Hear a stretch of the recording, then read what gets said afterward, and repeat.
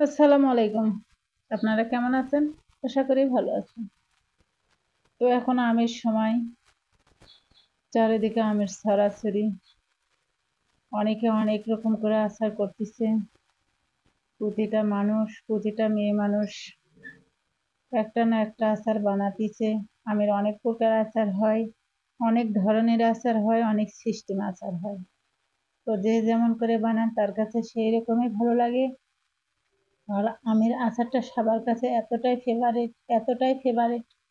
তো আমার কাছে তো আরো অনেক ফেভারিট। আমের আচার আমি অনেক পছন্দ করি। আম খেতে আমার অনেক মজা লাগে। তাই কাঁচা আম না, পাকা মিষ্টি আম আর কাঁচা আমের আচারটাই বেশি পছন্দ করি আমি।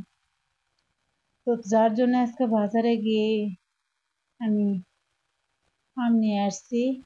এই কাঁচা আম এত দাম, তো আমি 1 কেজির মতো আম নিয়ে আসছি। নিয়ে এসে কয়েকটা রেখে দিছি আর কয়েকটা এখানে আচারের জন্য নিয়েছি। তো ছিলে মাঝখানে ফালি দিয়ে নিয়েছি।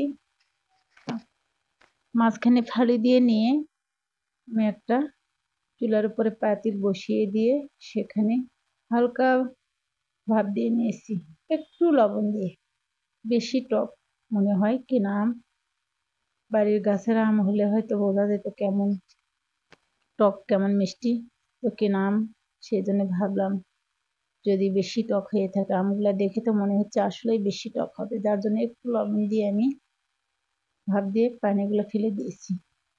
তো এখানে এখন দিয়ে দিলাম আমি একটা ফ্রাই প্যান বসিয়ে সেখানে একটু চিনি দিয়ে, চিনির মধ্যে দিয়ে দিলাম একটু আচারের মশলা, দিয়ে দিয়েছি একটু ধনিয়া, মৌরি, জিরা ভেজে তার 1 চা চামচ, আর দিয়েছি একটু মরিচের গুঁড়া, কারণ আমি ঝাল মিষ্টি টক এই আচারটা বানাবো জন্য। আর যারা মোরব্বা বানাবেন তারা শুধু মিষ্টি দিয়েই বানাবেন, কারণ মোরব্বাটা শুধু মিষ্টি দিয়েই হয়।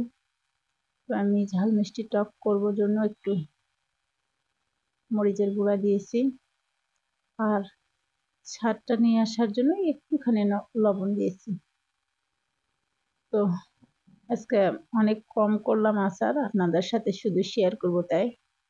আর আমের আচারটা একটু বেশি করব আমি, আমের দাম একটু কমলে 1 কেজি নিয়ে এসে আমি আচার করে রেখে দেবো, কারণ আমের আচারটা আমার বেশি পছন্দ। তো দেখেন আচারটা আমার হয়ে গেছে, সব তুলে নিচ্ছি একটা ট্রের মধ্যে। তো সবারই তো আমের আচার অনেক পছন্দ, যে কোনো আচারই পছন্দ, তার মধ্যে আমের আচারটা বেশি পছন্দ। তো দেখেন তো কেমন লাগতেছে, অবশ্যই কিন্তু ভালো লাগতেছে। চাইলে কিন্তু আপনারাও যারা এখনো বানাননি অবশ্যই বানাতে পারেন, কারণ আম ফুরিয়ে গেলে আর পাবেন না।